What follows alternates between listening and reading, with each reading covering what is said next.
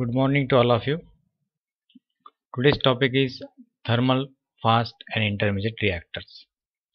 The reactors are classified as thermal, fast or intermediate according to neutron energy region, in which majority of nuclear fission occurs. Neutron energy depends on the neutron energy, the types of reactors. The first reactor is thermal reactor. Thermal reactor in which most fission are due to absorption of slow neutron.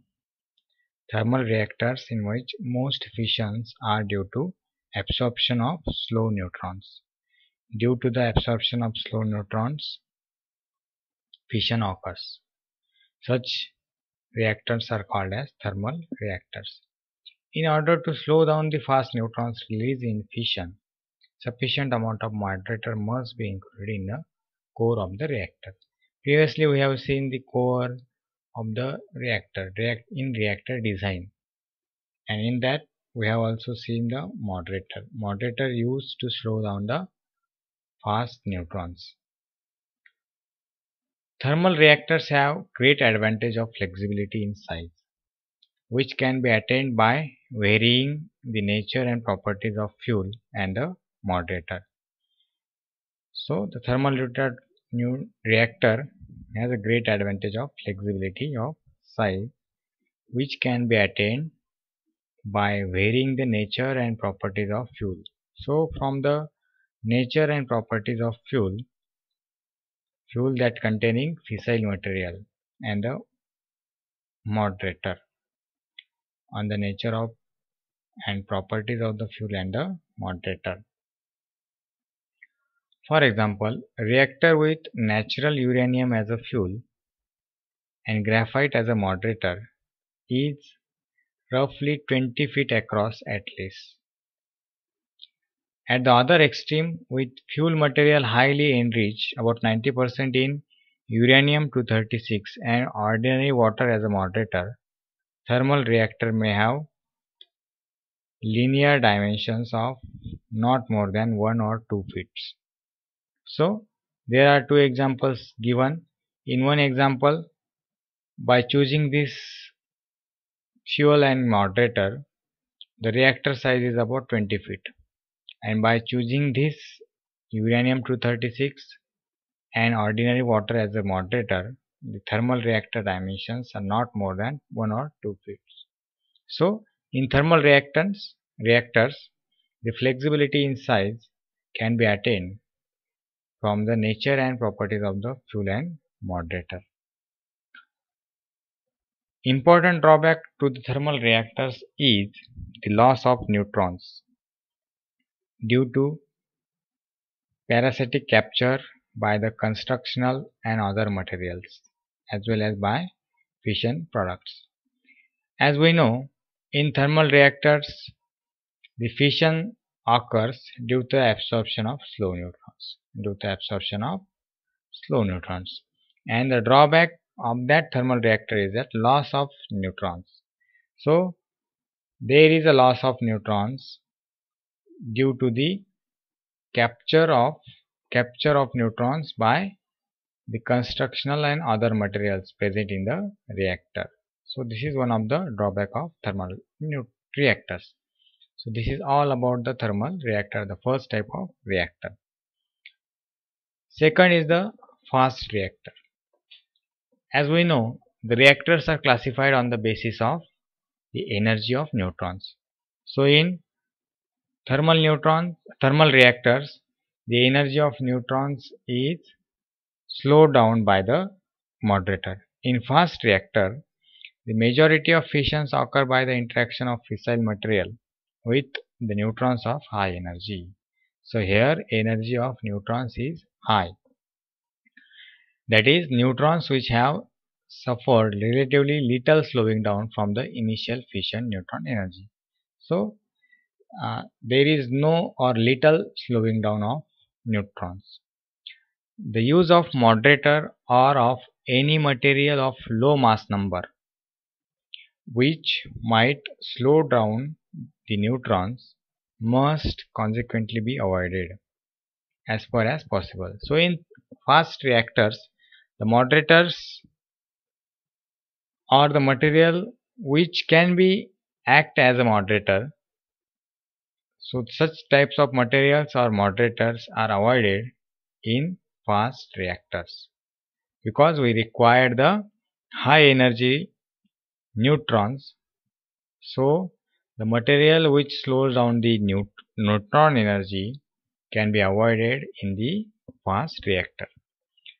The choice of structural material for a fast reactor is less restricted than for thermal reactors. In thermal reactors, we are restricted to the specific choice of materials, but in fast reactor, there is less restriction for the choice of structural material.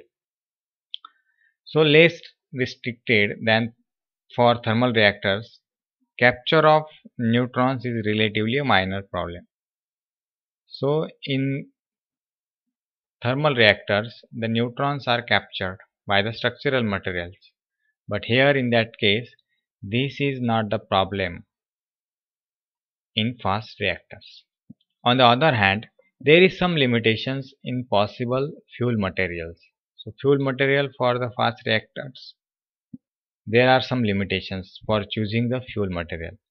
By proper choice of moderator, thermal reactor can function on any fuel material by proper. So in thermal reactor, if you have proper moderator, as we know, the moderator is used for the slowing down the neutrons. So by choosing the proper moderator, the thermal reactors can function on any fuel material ranging from normal to highly enriched uranium. But in fast reactors, it requires enriched fuel. It requires enriched fuel containing 20 to 25% of fissile material. At least this percent of fissile material must be present in the fuel of fast reactor. But in thermal reactors, by choosing the moderator, you can use the normal to highly enriched uranium as a fuel material. So in fast reactor, for example, the fuel used uranium-233, uranium-235 or plutonium-239. So these are the fissile materials which are used as a fuel.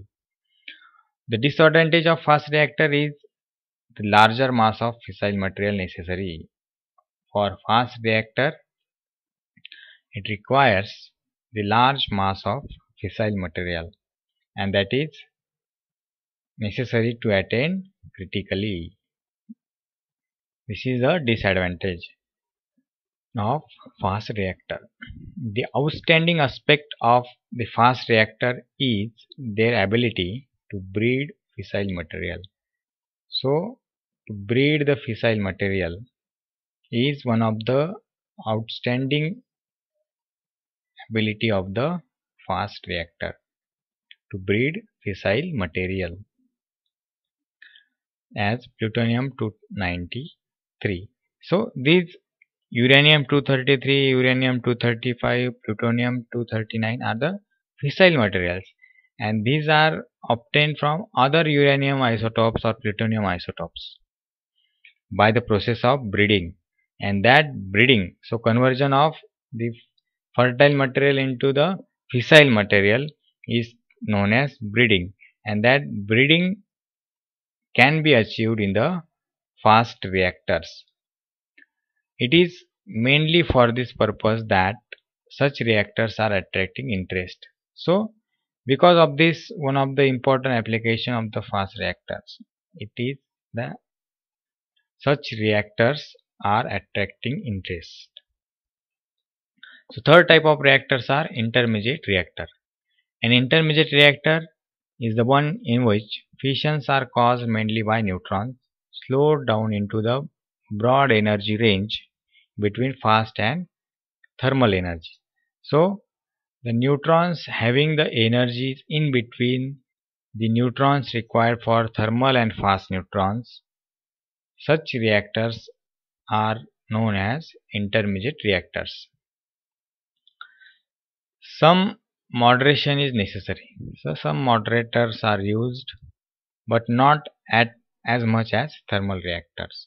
So those are used for thermal reactors specifically. These are not necessary in intermediate reactor for the purpose of moderation.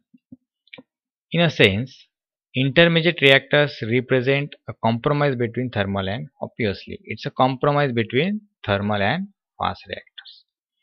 And parasitic capture of neutrons can be less important than in thermal reactor, and fuel inventory is smaller than in fast reactor, although total size of core is greater.